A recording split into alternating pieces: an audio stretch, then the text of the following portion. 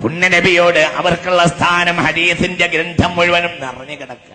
പക്ഷേ ഇങ്ങനെയൊക്കെ ആയിരുന്നുവെങ്കിലും ഈ ലോകം ഹബീബായ നബിയുടെ കൂടെ നടക്കുന്ന ചില കപട വിശ്വാസികൾ ഇവരെ വളരെ കൂടുതൽ കഷ്ടപ്പെടുത്തി എന്നതാണ് അവരെ ജീവിതത്തിലെ ഏറ്റവും വിഷമകരമായ സന്ദർഭം. കപട വിശ്വാസികൾ കഷ്ടപ്പെടുത്തിയപ്പോൾ ആ കൂട്ടത്തിൽ പാവപ്പെട്ടവരായ പല മുസ്ലിമീങ്ങളും പെട്ടുപോയി. മുസ്ലിം ലോകത്തിന്റെ ഏറ്റവും വേദനാജനകമായ സന്ദർഭമാണ് ഇഫ്കു ആയിഷ ബീബി റളിയല്ലാഹു അൻഹയെ കുറിച്ച് ഇല്ലാത്ത കളവ് പറഞ്ഞു പരത്തി എന്നുള്ളത്. അത് ഏറ്റവും വിഷമകരമായ സന്ദർഭമാണ്. നാം ചിന്തിക്കണം. നബി സല്ലല്ലാഹു അലൈഹി വസല്ലമക്ക് ഇത്ര വിഷമകരമായ ഒരു സന്ദർഭം വേറെ ഉണ്ടായിട്ടില്ല. പുണ്യനബിക്ക് വളരെ ഇഷ്ടപ്പെട്ട പെണ്ണാണ് ആയിഷ റളിയല്ലാഹു അൻഹ. മുനാഫിഖീങ്ങൾ ചെയ്യും, സ്വാഭാവികമാണ്.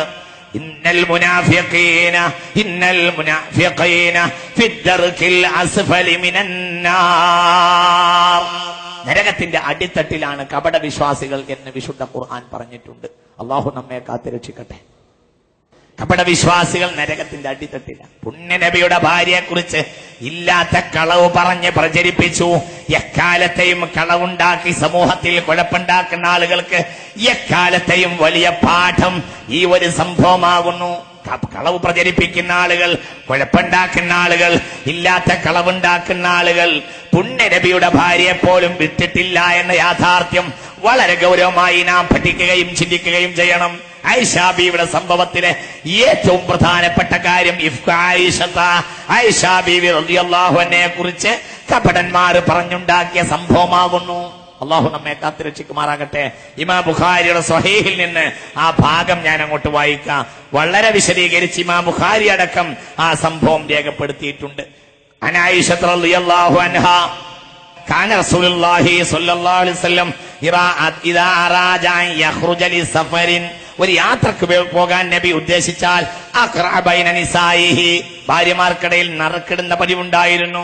ഫഅയ്യതുഹുന്ന ഖറജ സഹ്മുഹാ ഖറജ ബിഹാ റസൂലുള്ളാഹി, ആരുടെ നറക്കാണോ വീണതെങ്കിൽ അവർ നബിയോടുകൂടെ പുറപ്പെടുന്നതായിരുന്നു കാലത്തെ ആയിഷ. അങ്ങനെ ആയിഷ ബീവി പറയുന്നു, ബനുൽ മുസ്തലിഖ് യുദ്ധത്തിന് പോയപ്പോൾ അങ്ങനെ നറുക്ക് വീണത് എനിക്കായിരുന്നു. അന്ന് നറുക്ക് വീണത് എനിക്കായിരുന്നു. ഞാൻ നബിയോട് കൂടെ പുറപ്പെട്ടു. അത് ഹിജാബ് ഇറങ്ങിയതിന് ശേഷമായിരുന്നു. ശ്രദ്ധിക്കണം. അപ്പൊ ഹിജാബ് ഇറങ്ങുന്നതിന് മുമ്പും ശേഷമുള്ള സന്ദർഭങ്ങളൊക്കെ രണ്ടായിട്ടുണ്ടായിട്ടുണ്ട്. ഞാൻ ഒട്ടകക്കട്ടിൽ ഇങ്ങനെ ഇരിക്കും. ആയിഷ ബീവി പറയാ, വളരെ പ്രമാദമായ ഒരു സംഭവമാണിത്. ഞാൻ ഒട്ടകക്കട്ടിലിൽ ഇരിക്കും. എല്ലാരും ചിന്തിക്കണം, പ്രത്യേകിച്ച് നാവ് അനാവശ്യമായി ചെലവാക്കുന്ന ആളുകൾ. പുണ്യനബി പറഞ്ഞു, 2 അവയവം കൊണ്ടാ മനുഷ്യൻ നരകത്തിൽ മുഖം കുത്തി വീഴുക. അല്ലാഹു നമ്മളെ കാത്തിരക്ഷിക്കട്ടെ. കൊണ്ടാ നരകത്തിൽ മുഖം കുത്തി വീഴുക. ഒന്ന് മാബൈനൽ ലഹ്യൈൻ, ഒന്ന് മാബൈനൽ ഫഖ്റൈൻ. ഒന്ന് 2 താടിയല്ലിന് ഇടയുള്ള വസ്തുവിനെ കൊണ്ടും ഒന്ന് 2 തൊടയല്ലിനക്കിടയിലുള്ള വസ്തുവിനെ കൊണ്ടുമാകുന്നു. അല്ലാഹു നമ്മളെ കാത്തിരക്ഷിക്കട്ടെ. ഇതാണ് വളരെ ശ്രദ്ധിക്കേണ്ടത്. ഈ 2 അവയവം ഒരാൾ സൂക്ഷിച്ചാൽ സ്വർഗം ഞാൻ വാങ്ങിക്കൊടുക്കുമെന്ന് മുഹമ്മദ് നബി. ഇതുകൊണ്ട് മാന്യത മാത്രമേ ചെയ്യാൻ പാടുള്ളൂ. തന്റെ താടിയല്ലിനിടയിലുള്ള വസ്തുവിനെ കൊണ്ടും 2 തൊടയല്ലിനിടയിലുള്ള വസ്തുവിനെ കൊണ്ടും ഒരാൾ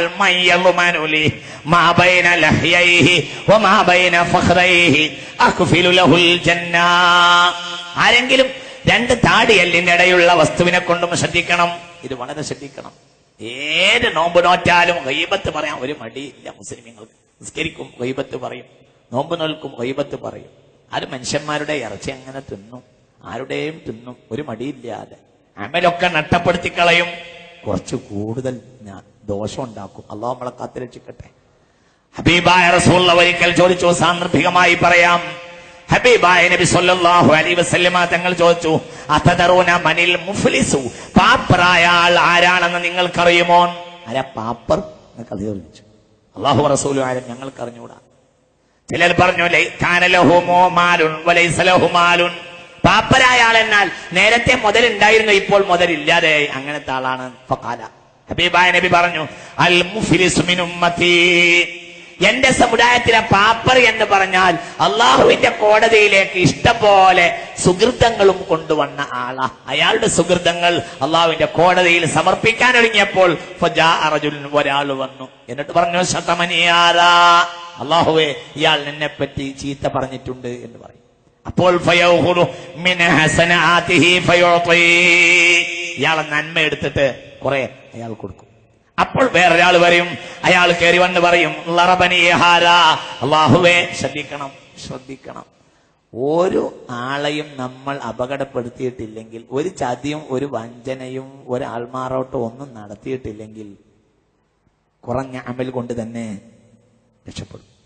കുറഞ്ഞ അമൽ കൊണ്ട് തന്നെ രക്ഷപ്പെടും. അള്ളാഹു നമുക്ക് തൗഫീഖ് ചെയ്യട്ടെ. ഇന്ന് നമ്മൾ അമലൊക്കെ ചെയ്യും, നല്ല പ്രവർത്തനങ്ങളൊക്കെ ചെയ്യും. പക്ഷേ ഈ പ്രവർത്തനങ്ങളൊക്കെ നിക്ഷേപിക്കുന്ന ഈ സഞ്ചിയുടെ അടിയിൽ ഇഷ്ടംപോലെ ദ്വാരങ്ങൾ ഉണ്ടാവും. അതൊന്നും അള്ളാഹുവിലേക്ക് എത്തുന്നില്ല. എല്ലാം നമ്മൾ അങ്ങനെ നഷ്ടപ്പെടുത്തി കളയും. ഹബീബായ നബി പറഞ്ഞു,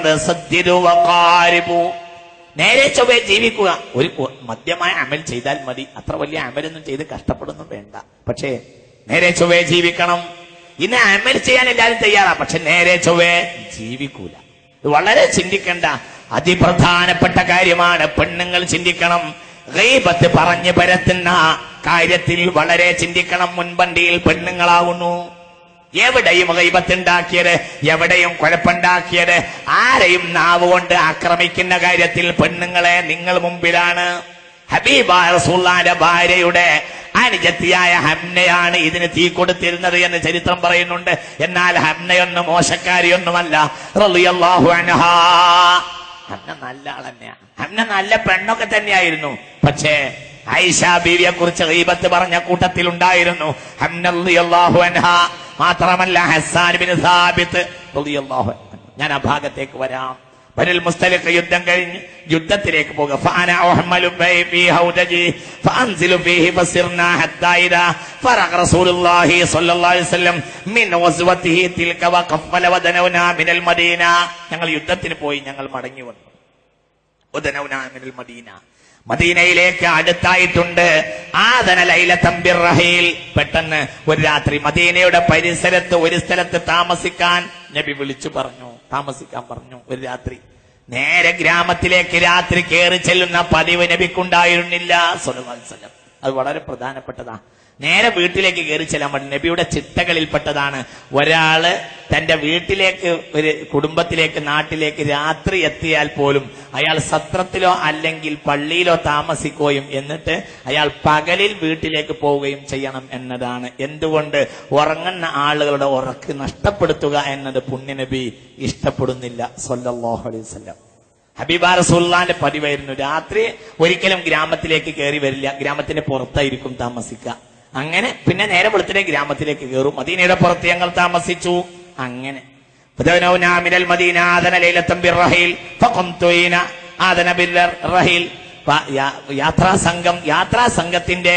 യാത്രാസംഘം അവിടെ താമസിച്ചു. നേരം വെളുക്കുമ്പോൾ പോകാനായി.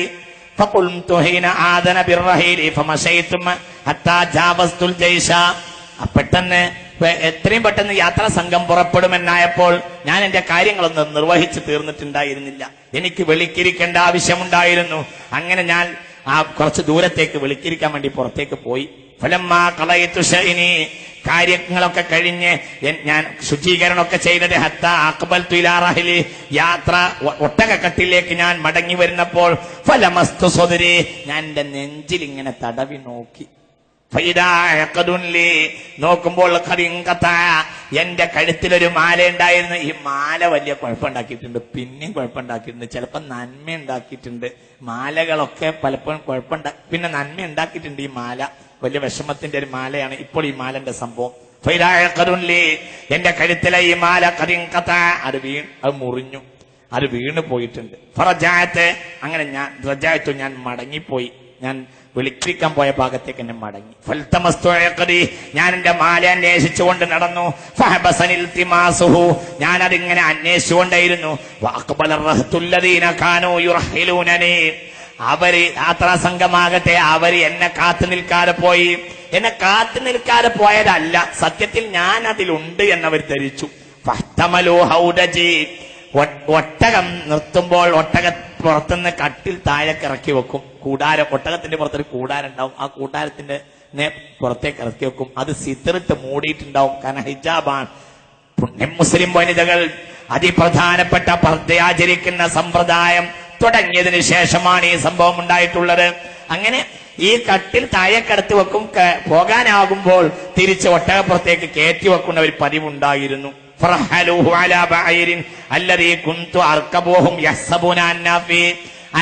ഞാൻ അതിലുണ്ടെന്ന് വിചാരിച്ചിട്ട് താഴേക്കിറച്ചി വെച്ച ഒട്ടകക്കട്ടിൽ അവൾ നേരം വെളുക്കുമ്പോൾ മുകളിലേക്ക് തന്നെ എടുത്തു വെച്ച ഒട്ടകപ്പുറത്തേക്ക് പോകാൻ ഒരുങ്ങിയപ്പോൾ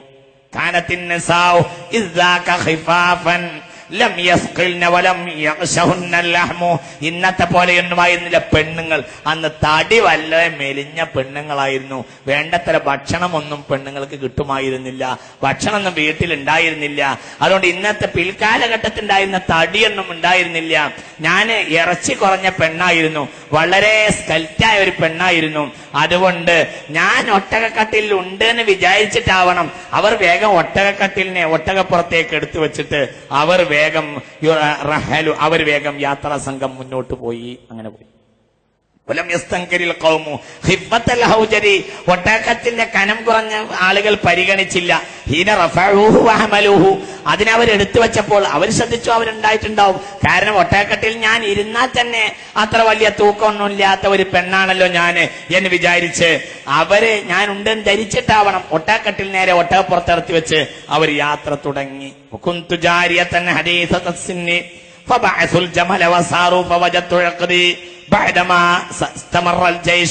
യാത്രാ സംഘം പോയി കഴിഞ്ഞിട്ടാണ് എന്റെ മാല എനിക്ക് കിട്ടിയത്.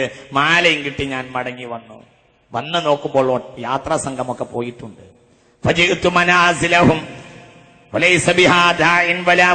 ഒരാൾ അവിടെ കാണാനില്ല. എല്ലാരും പോയി കഴിഞ്ഞിട്ടുണ്ട്. ആളുകൾ പോയിട്ടുണ്ടാവില്ല എന്ന് വിചാരിച്ചിട്ടാണ് ഞാൻ താമസിച്ചത്. ഒന്ന് നോക്കുമ്പോ എല്ലാരും പോയിട്ടുണ്ട്. ഞാൻ അവിടെ തന്നെ ഇരുന്നു. എന്നെ കാണാതെയാകുമ്പോൾ ആളുകൾ മടങ്ങി വരികയും എന്നെ കൊണ്ടുപോകുകയും എന്ന് വിചാരിച്ച് ഇനി ഞാൻ മുന്നോട്ട് പോയാൽ ആപത്താണെന്ന് വിചാരിച്ച് ഞാൻ അവിടെ തന്നെ ഇരുന്നു. അവിടെ ഇരിക്കവേ ഒലപത്തിനിയായിനായ പെട്ടെന്ന് എനിക്ക് ഉറക്കം വന്നു. ഫനിംതു, ഞാൻ ഉറങ്ങിപ്പോയി. സഫ്വാൻ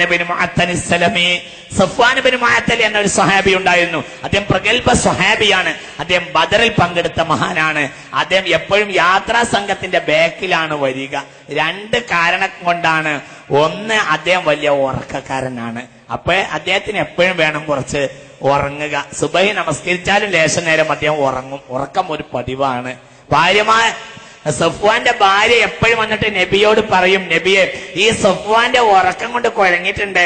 സഫ്വാൻ എപ്പോഴും ഉറക്കാണ്. സഫ്വാൻ പലപ്പോഴും സുബഹി നമസ്കാരം വരെ നേരെ വൈകിക്കുന്നുണ്ട് എന്ന് പറയും. സഫ്വാൻ നല്ല മനുഷ്യനുമാണ് റളിയല്ലാഹു അൻഹു. സഫ്വാൻ നബിയോട് പറയും, നബിയെ ഞങ്ങൾ കുടുംബത്തോടുകൂടെ തന്നെ വലിയ ഉറക്കന്മാരാണ്. അതുകൊണ്ട് ഈ ഒരു കാരണം കൊണ്ടായിരിക്കണം യാത്രാ സംഘം പോകുമ്പോഴെല്ലാം ബാക്കിൽ നിർത്തിയിരുന്നത് ബഹുമാനപ്പെട്ട സഫ്വാൻ ബിൻ മുഅത്തൽ റളിയല്ലാഹു അൻഹുവിനെ. എന്തുകൊണ്ട്? യാത്രാ സംഘം പോയി കഴിഞ്ഞാല് പിന്നെ കുറച്ച് കഴിഞ്ഞിട്ട് ഉറക്കൊക്കെ കഴിഞ്ഞ് സഫ്വാൻ എണീറ്റ് വന്നാൽ മതി. അതുകൊണ്ട് വേറെയും ഒരു നേട്ടമുണ്ട്. ആരെങ്കിലും വീണ് കിടക്കുകയോ വല്ല സാധനങ്ങൾ വീഴുകയോ ചെയ്തിട്ടുണ്ടെങ്കിൽ അത് പെറുക്കിയെടുക്കാനുള്ള സൗകര്യം ഒരാളുണ്ടാകും. അങ്ങനെ സഫ്വാൻ ബാക്കിലായിരുന്നു വന്നിരുന്നത്. സഫ്വാൻ നല്ല ഒരു പ്രഗൽഭന, നബിയുടെ പ്രഗൽഭ ശിഷ്യനാണ്, പ്രഗൽഭ സ്വഹാബിയാണ്. അദ്ദേഹം ഇങ്ങനെ ഒട്ടകവും കൊണ്ട് ആ വഴി വന്നു. അപ്പോൾ നോക്കുക, കാന സഫ്വാൻ ബിൻ മുഅത്തൽ ഖദ അറസ മിൻ വറാഇൽ ജയ്ശി ഫഅസ്ബഅ ഇൻദ മൻസിലി ഫറഅ സവാദ ഇൻസാനിൻ നായിമിൻ. അദ്ദേഹം വന്നു നോക്കുമ്പോ ഒരാളിങ്ങനെ കറുത്ത വസ്ത്രം എടുത്തിട്ട് ഒരാൾ കിടക്കുന്നത് അദ്ദേഹം കണ്ടു. ഫഅതാനി, അദ്ദേഹം എന്റെ അടുത്ത് വന്നു. ഫഅറഫനി, എന്നെ അദ്ദേഹം മനസ്സിലാക്കി. ഞാനാണ്, എന്നെയാണെന്ന് മനസ്സിലാക്കിയപ്പോൾ ഫഖാല സുബ്ഹാനല്ലാഹ് സൗജത്തു റസൂലില്ലാഹി ഫിത്വരീഖ്. സുബ്ഹാനല്ലാഹ്, സുബ്ഹാനല്ലാഹ്, അത്ഭുതത്തിന്റെ അത്ഭുതം. നബിയുടെ ഭാര്യ വഴിയിൽ വീണുപോയോ എന്ന് പറഞ്ഞ് അട്ടഹസിച്ച് അദ്ദേഹം ഓടി വന്നു. ഞാൻ ഉറങ്ങിയിരുന്നു. ഫസ്തയഖൽതു ബിസ്തിർജാഇ, അദ്ദേഹത്തിന്റെ കാൽപരിമാറ്റവും ശബ്ദവും കേട്ടപ്പോൾ ഞാൻ ഉണർന്നുപോയി. ഹൈന അറഫനി ഫഖമ്മർതു അലാ വജി, ഞാൻ പെട്ടെന്ന് എന്റെ മൂടുപടമൊക്കെ നീങ്ങിയിരുന്നു. മൂടുപടമൊക്കെ ഇട്ടു. ബിജിൽബാബി വല്ലാഹി മാ കല്ലമനി കലിമ, അദ്ദേഹം എന്നോടൊരു വാക്ക് മിണ്ടിയിട്ടില്ല. വലാ സമിഅതു മിൻഹു കലിമ, ഒരു വാക്ക് അദ്ദേഹം പറഞ്ഞത് ഞാൻ കേട്ടിട്ടുമില്ല. ഇതാ സാഹചര്യം. എന്നിട്ട് എന്തൊക്കെയാ പറഞ്ഞുണ്ടാക്കിയത് നമ്മൾ ചിന്തിക്കണം. അള്ളാഹുവിന്റെ ഹബീബിന്റെ ഭാര്യയെ പോലും നാവ് കൊണ്ട് ആക്രമിച്ചവരാണ് മനുഷ്യൻ. വളരെ ചിന്തിക്കണം. ഖുർആൻ ഇറങ്ങിയ കാലഘട്ടത്തിൽ നാവ് കൊണ്ട് ആക്രമികൾക്ക് ഏറ്റവും വലിയ പാഠമാണിത്. വൈറ അന്നഹു അനാഖറാഹിലതഹു, അദ്ദേഹം തന്റെ ഒട്ടകത്തെ ഒന്ന് മുട്ടുകുത്തി തന്നു. ഫറക്കിബുതുഹ, ഞാൻ ഒട്ടകപ്പുറത്തേക്ക് കയറി. ഫന്തലക യഖൂദു ബി അർറാഹില, അദ്ദേഹം എന്നെയും വഹിച്ചുകൊണ്ട് ആ ഒട്ടകത്തെയും കൊണ്ട് യാത്ര തുടങ്ങി. ഹത്താ അതൈനൽ ജൈശ, അങ്ങനെ ഞങ്ങൾ സൈന്യത്തിലേക്ക് എത്തി. ഫീ നഹരിൽ ലഹീറ, ഉച്ചയായിട്ടുണ്ട്. ഞങ്ങൾ യാത്രാ സംഘത്തിലേക്ക് ചേർന്നു. ഫഹലക മൻ ഹലക മിൻ ശൈനി വകാന അല്ലദീ തവല്ലാ കിബ്റഹു അബ്ദുല്ലാഹ് ഇബ്നു ഉബയ്യ ഖബ്ബഹഹുല്ലാഹ്. അപ്പോഴത്തിന് കുഴപ്പങ്ങളൊക്കെ അങ്ങോട്ട് ഉണ്ടാക്കി. ഇതാ നബിയുടെ പത്നി അന്യ ഒരു പുരുഷന്റോടുകൂടെ അന്തിയുറങ്ങുകയും പരസ്യമായി നബിയോടുകൂടെ വരികയും ചെയ്യുന്നു എന്ന് പറഞ്ഞ് അബ്ദുല്ലാഹ് ഇബ്നു ഉബയ്യ എന്ന തമ്മാടി അപ്പോഴത്തിന് പ്രശ്നങ്ങൾ പറഞ്ഞുണ്ടാക്കി. അയാൾ മുനാഫിഖിന്റെ തലവനുണ്ടായിരുന്നു. ഖബ്ബഹഹുല്ലാഹ്. ഫഖദിംനൽ മദീന, അങ്ങനെ ഞങ്ങൾ മദീനയിൽ എത്തി. വലിയൊരു സംഭവമാണിത്. ഞാൻ വളരെ ചുരുക്കുകയാണ്. മദീനയിൽ മടങ്ങി വന്നപ്പോൾ ഞാൻ രോഗിയായി. ഒരു മാസത്തോളം പിന്നെ എനിക്ക് രോഗമായി. അതിനിടയിൽ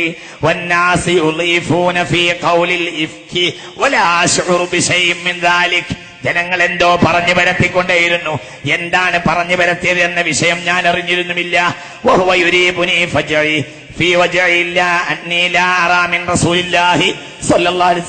എന്തൊക്കെയോ നാട്ടിൽ കുഴപ്പങ്ങൾ ഉണ്ടാകുന്നതായി എനിക്ക് അനുഭവപ്പെട്ടു.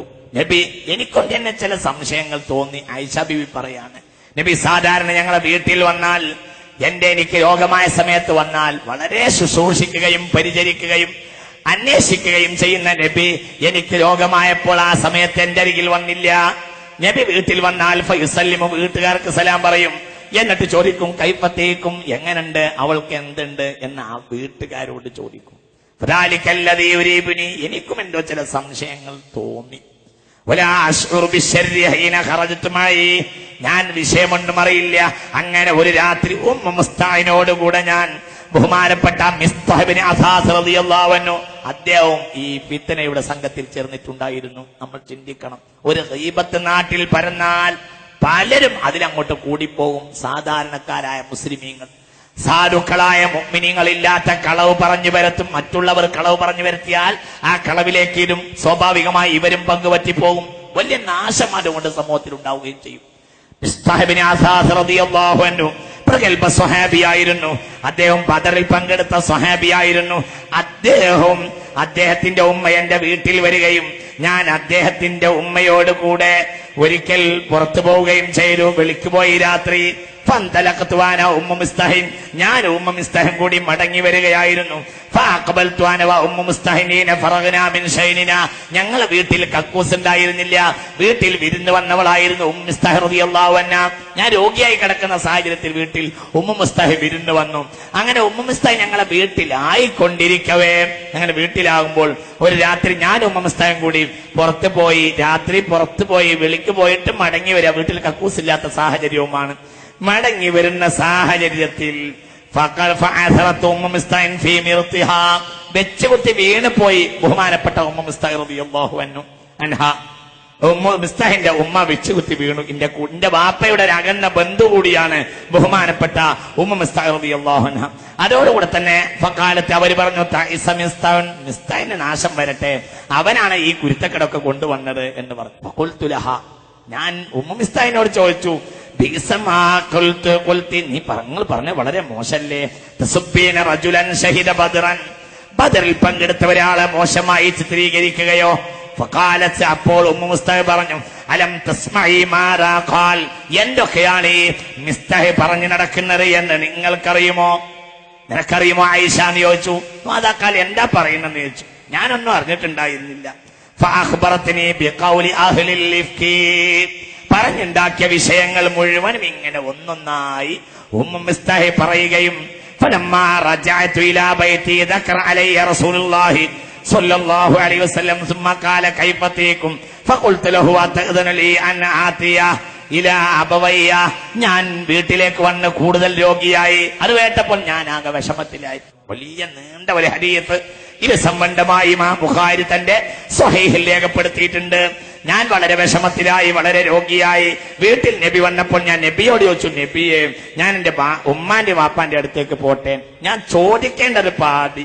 ഹബീബായ റസൂലുള്ളാഹി എനിക്ക് സമ്മതം തരികയും ചെയ്തു. ഫജിഅ്തു അബവയ്യ, അങ്ങനെ ഞാൻ എന്റെ വീട്ടിൽ മാതാപിതാക്കളുടെ അരികിൽ ചെന്നു. ആ ഉമ്മ എന്നോട് വിഷയം നാട്ടിൽ നടന്നുകൊണ്ടിരിക്കുന്ന വിഷയങ്ങളൊക്കെ പറഞ്ഞു. ഞാനാകട്ടെ ആ ദിവസങ്ങളിൽ എനിക്ക് ഉറക്കം വന്നതേ ഇല്ല. ഞാൻ വളരെ വിഷമിച്ച ഒരു സാഹചര്യമാണ്. എനിക്ക് ഉറക്കം വന്നില്ല എന്ന് മാത്രം ഒരു കണ്ണുനീര് പോലും എന്റെ അടുക്കൽ ബാക്കിയായില്ല. ആ രൂപത്തിൽ ആയിഷ ബീവി റളിയല്ലാഹു അൻഹ പറയുന്നു, ഞാൻ കരഞ്ഞ് വളരെ കഷ്ടപ്പെട്ടു. ഇത് സംബന്ധമായ വഹയി പിണ്ടി 2-3-4 പേജ് അത് മുഴുവനും സ്വഹീഹുൽ ബുഖാരി വിശദീകരിച്ചിട്ടുണ്ട്. ഞാനത് വിശദീകരിച്ചാൽ മറ്റു വിഷയങ്ങൾ നഷ്ടപ്പെട്ടു പോകും. ഞാൻ ചുരുക്കാണ്. ഹബീബായ നബി സല്ലല്ലാഹു അലൈഹി വസല്ലം കാര്യം അന്വേഷിക്കാൻ 2 ആളെ വിളിച്ചു. ഒന്ന് മഹാനായ ഉസാമത്ത് ബിൻ സൈദിനെയും ഹബീബായ നബിയുടെ വളർത്തുമകനായ ഉസാമത്ത് ബിൻ സൈദിനെയും ബഹുമാനപ്പെട്ട അലി ബിൻ അബി ത്വാലിബിനെയും മരുമകനായ ഉസാമ പറഞ്ഞു, മാ റഅയ്തു ഫീഹാ ഇല്ലാ ഖൈറാ, നല്ലതല്ലാതെ ഒന്നുമില്ല. നല്ല സ്ത്രീയാണ് ആയിഷ, ആയിഷയിൽ നിന്നൊന്നും ഉണ്ടാവില്ല എന്ന് നബിയോട് പറഞ്ഞു. ആയിഷ നല്ലവളാണെന്ന് നബിക്കറിയാം. പക്ഷേ ഒരു നേതാവും സ്വന്തം കുടുംബത്തിൽ ഏതെങ്കിലും അപഖ്യാതി ഉണ്ടായാൽ നേതാവ് പക്ഷപാതിത്വത്തോടെ പെരുമാറാൻ പാടില്ല എന്ന് പുണ്യനബിയുടെ പഠിപ്പിക്കുകയാണ്. ആയിഷ നല്ലവളാണെന്ന് ഹബീബായ നബിക്കറിയാം സ്വല്ലല്ലാഹു അലൈഹി വസല്ലം. ആയിഷ നല്ലവളാണെന്ന് അറിയാത്തോണ്ടെന്നല്ല, ആയിഷ നല്ലവളാണെന്ന് അറിയാം. പക്ഷെ നേതാവിന് വേണ്ടത് നീതിയാണ്. ഖുർആൻ ഇറങ്ങിയത് നീതിക്ക് വേണ്ടിയാണ്. വഅൻസൽനാ മഅഹുമുൽ കിതാബ വൽ മീസാൻ. ഖുർആൻ പറഞ്ഞിട്ടുള്ളത് ഗ്രന്ഥത്തെയും ത്രാസിനെയും ഒപ്പമിറക്കി എന്നാണ്. അതുകൊണ്ട് തന്നെ ആയിഷ ബീവി റളിയല്ലാഹു അൻഹ ആയിഷ ബീവിയുടെ കാര്യത്തിൽ നബി മൗനം പാലിച്ചു, അന്വേഷിച്ചു. ഉസാമയോട് ചോദിച്ചു. ഉസാമ പറഞ്ഞു, നബിയെ, ഞാനൊക്കെ നല്ലതല്ലാതെ ഒന്നും കണ്ടിട്ടില്ല, അവർ നല്ലവർ തന്നെയാ. ആയിഷ ബീവി അത് കഴിഞ്ഞപ്പോൾ നേരെ അലി ബിൻ അബി ത്വാലിബിനോട് ചോദിച്ചു. അലി ബിൻ അബി ത്വാലിബ് പറഞ്ഞു, ലം യുളയ്യിഖില്ലാഹു അലൈക്, നിങ്ങൾക്ക് പെണ്ണില്ലാത്ത വിഷമമൊന്നും വരില്ല. വൻ നിസാഉ സിവാ കസീർ, ഈ ഒരു വിഷമം പിന്നെ മരണം വരെ ഉണ്ടായിട്ടുണ്ട്. പെണ്ണുങ്ങൾ ഇനി എത്ര ഉണ്ട് നബിയെ എന്ന് പറഞ്ഞു അലി ബിൻ അബി ത്വാലിബ്. നിങ്ങൾ ഇത് കണ്ട് വിഷമിക്കണ്ട എന്ന് പറഞ്ഞു. എന്നിട്ട് പറഞ്ഞു, എന്നാൽ അലിയാകട്ടെ ഒന്നും പറഞ്ഞിട്ടില്ല, കുഴപ്പമൊന്നും പറഞ്ഞിട്ടില്ല. നബിയുടെ വിഷമം കണ്ടിട്ടാവണം. കാരണം നബിയുടെ വിഷമം ആരെക്കാളും പരിഗണിക്കേണ്ടത് അലി ബിൻ അബി ത്വാലിബാണ്. ഒന്ന് ബഹുമാനപ്പെട്ട സ്വന്തം സഹധർമ്മിണിയുടെ ബാപ്പയായ അമ്മോശനാണ്. രണ്ടാമത്തത് തന്റെ മൂത്താപ്പയുടെ മകനാണ്. ആരാ മൂത്താപ്പ? അബ്ദുള്ള. അബൂ താലിബിന്റെ ജ്യേഷ്ഠനായ അബ്ദുള്ള എന്നവരുടെ മകനാണ് ഹബീബായ മുഹമ്മദുൻ സല്ലല്ലാഹു അലൈഹി വസല്ലം. നബിയോട് പറഞ്ഞു, നബിയെ, നിങ്ങൾ ഈ പെണ്ണില്ലാത്ത വിഷമം നിങ്ങൾക്ക് വരില്ല. ആയിഷ എല്ലാരെയും പെണ്ണ് നാട്ടിലുണ്ടല്ലോ, എന്തിനാ നിങ്ങൾ ഇങ്ങനെ വിഷമിക്കുന്നത് എന്ന് പറഞ്ഞു.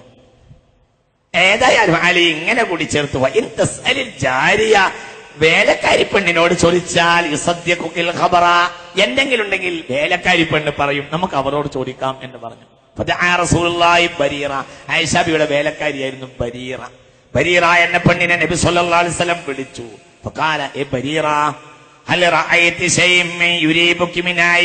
നല്ല രസമുണ്ട്, ആയിഷ ബിയിൽ നിന്ന് വല്ല മോശം നീ കണ്ടിട്ടുണ്ടോ എന്ന് ചോദിച്ചു.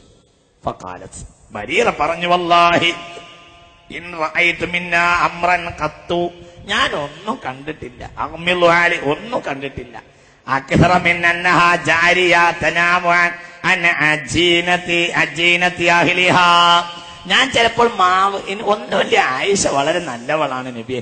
പിന്നെ എനിക്കൊരു വിഷമുള്ളത്, ചിലപ്പോൾ ഞാൻ മാവ് കുഴച്ചിട്ട് വേറെ എന്തെങ്കിലും സാധനം എടുക്കാൻ വേണ്ടി ഞാൻ പുറത്തു പോകും. അപ്പൊ ഞാൻ ആയിഷയോട് പറയും, വീട്ടുകാരിയായ ആയിഷയോട് പറയും, ഞാൻ വേലക്കാരിയാണല്ലോ, ആ മാവ് ഒന്ന് ശ്രദ്ധിക്കണേ എന്ന് പറയും. ആയിഷക്ക് അക്സറൻ നൗമി, എപ്പോഴും ഉറക്കായിരുന്നു. അതുകൊണ്ട് എന്ത് തനാമാനിൽ അജീന, ഈ കുഴച്ചു വെച്ച മാവ് നോക്കണേ എന്ന് പറഞ്ഞിട്ട് ഞാൻ പുറത്തു പോയാൽ രാജിനു ആയിഷ കിടന്ന് ഉറങ്ങും. ഫതഹത്തിദാജിനു കോഴി വരികയും ഫതഹുലഹു ആ മാവ് കുഴച്ച മാവ് തിന്നുകയും ചെയ്യും. ഇടയിൽ അങ്ങോട്ട് കയറ്റി. ബരീറക്കുള്ള പ്രശ്നം അത് മാത്രമേ ഉള്ളൂ.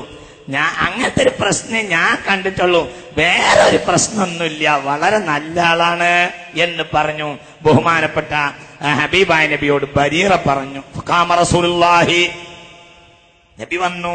ഫഖാല യാ മഅശറൽ മുസ്ലിമീൻ മൻ യഅ്ദുറുനി മിൻ റജുലിൻ ഖദ് ബലഗനി അദാഹു ഫീ അഹ്ലി ഫവല്ലാഹി മാ അലിംതു അലാ അഹ്ലി ഖൈറാ ഇല്ലാ ഖൈറാ. നബി സല്ലല്ലാഹു അലൈഹി വസല്ലം മദീനയിൽ പ്രസംഗിച്ചു. മദീന പള്ളിയിൽ നല്ലതല്ലാതെ എന്റെ കുടുംബം ചെയ്തിട്ടില്ല എന്ന് എന്റെ അന്വേഷണത്തിൽ എനിക്ക് ബോധ്യപ്പെടുന്നു. മാ അലിംതു അലാ അഹ്ലി ഇല്ലാ ഖൈറാ ഫഖദ് ലഖദ് ദക്കറു റജുലൻ മാ അലിംതു അലൈഹി ഇല്ലാ ഖൈറാ. ബഹുമാനപ്പെട്ട പ്രഗൽഭന സ്വഹാബിയായ, ബദറിൽ പങ്കെടുത്ത സ്വഹാബിയായ സഫ്വാൻ ഇബ്നു മുഅത്തലിനെ പറ്റി ആളുകൾ ഇതാ കുറ്റം പറയുന്നു. അദ്ദേഹം എന്റെ വീട്ടിൽ വരാത്ത ആളാ, നല്ല മനുഷ്യനാ. എന്നോട് കൂടിയല്ലാതെ എന്റെ വീട്ടിൽ പോലും വരാത്ത ഈ നല്ല മനുഷ്യൻ മാത്രമല്ല ഏറ്റവും വലിയ സൂക്ഷ്മതയുള്ളയാൾ. ഇദ്ദേഹത്തെ പറ്റി ആളുകൾ പറഞ്ഞു വരുത്തുന്ന കാര്യത്തിൽ യാതൊരു യാഥാർത്ഥ്യവുമില്ലെന്ന് മുഹമ്മദ് നബി സല്ലല്ലാഹു അലൈഹി വസല്ലം എണീറ്റ് മദീന പള്ളിയിൽ പ്രസംഗിച്ചു. ഫഖാല സഅദ് ഇബ്നു മുആദ് അൻസാരി, ഉടനെ സഅദ് പറഞ്ഞു, ഫഖാല യാ റസൂലല്ലാഹ് ഇൻ കാന മിനൽ ഔസ് റബ്ബനാ ഉനുഖഹു, അദ്ദേഹം ഔസ് കബീലക്കാരനാണെങ്കിൽ അദ്ദേഹത്തിന്റെ കഴുത്ത് ഞങ്ങൾ വെട്ടും എന്ന് പറഞ്ഞു. ഖസ്റജ് കബീലക്കാരനാണ് എങ്കിൽ നിങ്ങൾ കൽപ്പിച്ചാൽ ഞങ്ങൾ ചെയ്യാമെന്ന് പറഞ്ഞു. ഒരു ചെറിയ ബഹളം സ്വഹാബികൾക്കിടയിൽ നടന്നു. ഹബീബായ നബി സല്ലല്ലാഹു അലൈഹി വസല്ലം മദീന പള്ളിയിൽ നിന്ന് വീട്ടിലേക്ക് അവർക്കിടയിൽ നിശബ്ദത ഉണ്ടാക്കി നബി സല്ലല്ലാഹു അലൈഹി വസല്ലം വീട്ടിലേക്ക് പോയി. നേരെ ആയിഷ ബീവി റളിയല്ലാഹു അൻഹയുടെ അരികിൽ പോയിരുന്നു. ഞാൻ കരയുകയായിരുന്നു. ആയിഷ ബീവി പറയുന്നുണ്ട്, വളരെ ചിന്തിക്കണം, എന്തൊക്കെ വിഷമമാണ്, എത്ര ദിവസമാണ് ആയിഷ ബീവി റളിയല്ലാഹു അൻഹ ഇതിന്റെ പേരിൽ കരഞ്ഞിട്ടുള്ളത്. ഫബൈനമാ നഹ്നു അലാ ദാലിക ഇദ്ദഖല അലൈനാ റസൂലുള്ളാഹി സ്വല്ലല്ലാഹു അലൈഹി വസല്ലം, നബി പെട്ടെന്ന് ഞങ്ങളുടെ വീട്ടിലേക്ക് വന്നു. സുമ്മ ജലസ വലം യജ്ലിസ് ഇൻദി മുൻദു ഖീല മാ ഖീല. ഈ പ്രശ്നം ഉണ്ടായതിനു ശേഷം നബി എന്റെ വീട്ടിൽ വന്നിട്ടേ ഇല്ല, എന്റെ കൂടെ ഇരുന്നിട്ടേ ഇല്ല. ഫഖദ് ലബിഥ ശഹ്റൻ, ഒരു മാസം കഴിഞ്ഞിരിക്കുന്നു. ലാ യുഹാ ഇലൈഹി ഫീ ശൈഇനി ശൈഉൻ, എന്റെ കാര്യത്തിൽ ഒരു വഹി പോലും നബിക്ക് വന്നിട്ടില്ല. ഫതശഹദ റസൂലുള്ളാഹി, ഉപചാരവാക്യങ്ങളൊക്കെ പറഞ്ഞതിന് ശേഷം, അമ്മാ ബഅദു യാ ആയിഷ ഫഇന്നഹു ഖദ് ബലഗനി അൻകി കദാ വകദാ ഇൻ കുൻതി ബരിഅ ഫസയുബരികുല്ലാഹു വ ഇൻ കുൻത മഅ ദംബിൻ ഫസ്തഗ്ഫിരില്ലാഹ്. എന്തെങ്കിലും പ്രശ്നം ഉണ്ടെങ്കിൽ അല്ലാഹുവിനോട് പൊറുക്കലിനെ തേടെന്ന് പറഞ്ഞു എന്നോട്. فلما قال رسول الله مقالته قال صدمعي حتى ما احس منها قطرا. എനിക്ക് എന്റെ വിഷമം മുഴുവനും ഞാൻ നബിയോട് പറഞ്ഞു, നബിയെ ഞാൻ എന്തു പറഞ്ഞാലും അങ്ങത് അംഗീകരിക്കുകയില്ല, എന്തുകൊണ്ട് ഞാൻ കുറ്റവാളിയാണ്, ഞാൻ എന്തു പറഞ്ഞാലും ആരും അംഗീകരിക്കാത്ത സാഹചര്യമാണ്. എനിക്കാകെ പറയാനുള്ളത് കമാ ഖാല യൂസുഫ് സയ്യിദുനാ യൂസുഫ് അലൈഹിസ്സലാം പറഞ്ഞതുപോലെ ഫസബ്റുൻ ജമീൽ വല്ലാഹുൽ മുസ്തആൻ, ഫസബ്റുൻ ജമീൽ വല്ലാഹുൽ മുസ്തആൻ അലാ മാ തസിഫൂൻ എന്ന് ബഹുമാനപ്പെട്ട ആയിഷ റളിയല്ലാഹു അൻഹ പറഞ്ഞു. കുറച്ചു നേരം കഴിഞ്ഞില്ല, അപ്പോഴേത്തിന് ഫഅൻസലല്ലാഹു ആയത്തൽ ഇഫ്കി മിൻ ഫവാതിഹി സൂറത്തുൻ നൂർ. സൂറത്തുൻ നൂറിന്റെ ആദ്യ ഭാഗം ആ കട്ടിലിന്റെ അരികിലേക്ക് ബഹുമാനപ്പെട്ട ഹബീബായ റസൂലുള്ളാഹി സ്വല്ലല്ലാഹു അലൈഹി വസല്ലമ തങ്ങൾക്ക് അല്ലാഹു തആല ഇറക്കി. فضحك النبي صلى الله عليه وسلم فكان أول كلمة تكلم بها أن قال أبشري يا عائشة, ആയിഷ നീ സന്തുഷ്ടയാകെ, നീ സന്തോഷിക്ക്, അൻസലല്ലാഹു ബറാഅതകി, നിന്റെ എല്ലാ കാര്യങ്ങളും നീ മോചിക്കപ്പെട്ടവളാണ്, നീ ഒന്നുമില്ലാത്തവളാണ്, നീ ശുദ്ധയാണ് എന്ന് അല്ലാഹു ഇറക്കിയിരിക്കുന്നു എന്ന് ഹബീബായ റസൂലുള്ളാഹി സ്വല്ലല്ലാഹു അലൈഹി വസല്ലം പറഞ്ഞു. ഇത് പറഞ്ഞപ്പോഴത്തിന് എന്റെ ഉമ്മ എന്നോട് പറഞ്ഞു, ഖൂമി ഫഹ്മിദി റസൂലല്ലാഹ്, നബിയോട് സന്തോഷ വാക്ക് പറയേ, നബിയോട് ഒരു മഹത്വത്തിന്റെ വാക്ക് പറയേ, നബിയെ സ്തുതിച്ചു പറയേ. ഫഖാല, ഞാൻ എന്റെ ഉമ്മയോട് പറഞ്ഞു, ലാ ഖൂമു വലാ അഹ്മിദു ഇല്ലാ റബ്ബി അസ്സ വജല്ല, ഞാൻ എന്റെ റബ്ബിനെ അല്ലാതെ മറ്റാരെയും സ്തുതിക്കുകയില്ല. എന്തുകൊണ്ടെന്നാൽ എന്നെ രക്ഷപ്പെടുത്തിയത് എന്റെ റബ്ബാണെന്ന് പറയുകയും ആ ഒട്ടകക്കട്ടിലേക്ക് ഞാൻ കേറിയ നേരത്ത് ഞാൻ റബ്ബിനോട് പറഞ്ഞിട്ടുള്ളത് ഹസ്ബി അല്ലാഹു വ നിഅമൽ വകീൽ, ഏറ്റവും പ്രധാനപ്പെട്ട സൂറത്തുൻ നൂർ എന്ന അധ്യായം ഈ വിഷയത്തിലാണ് അല്ലാഹു തആല ഇറങ്ങിയിട്ടുണ്ട്.